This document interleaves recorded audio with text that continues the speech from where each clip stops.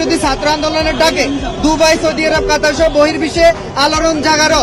আমরা সেই প্রবাসী শ্রমিকরা দীর্ঘ 6 মাস থেকে উপদেষ্টা সরকার গঠনের পর থেকে আমরা স্বরাষ্ট্র, পররাষ্ট্র এবং কি প্রবাসী কল্যাণ মন্ত্রণালয়ের দায়িত্বে যিনি আছেন উপদেষ্টা আসিফ নজরুল স্যারের সাক্ষাতের জন্য আমরা ধারে ধারে গিয়ে 4 বারের মতো আমরা প্রতারিত হয়েছি।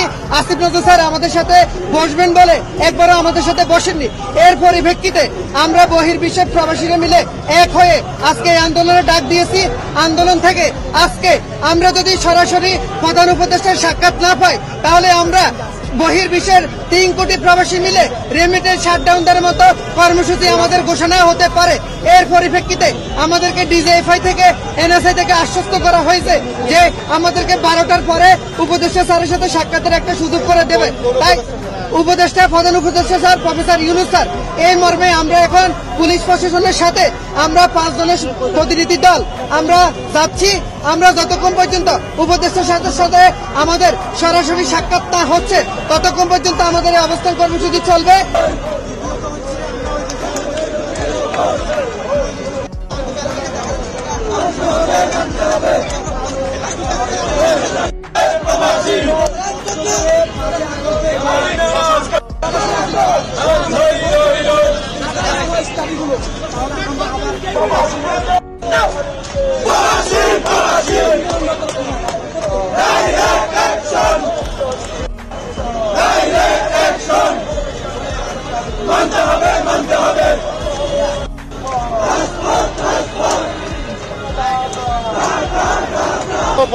প্রবাসীদেরকে পুনর্বাসন করা।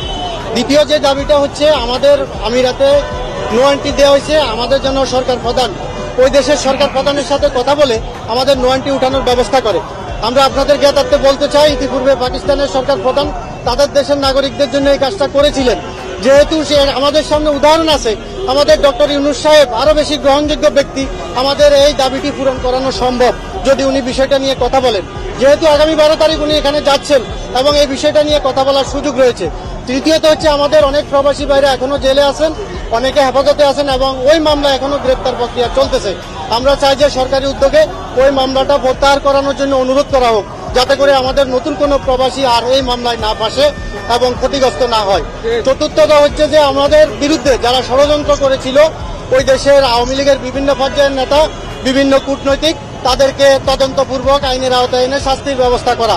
সর্বশেষ আমাদের যে দাবিটা আমাদের প্রধান উপদেষ্টার সাথে Last month, Bangladesh's interim government chief advisor Muhammad Yunus visited 3 secret detention facilities in the capital.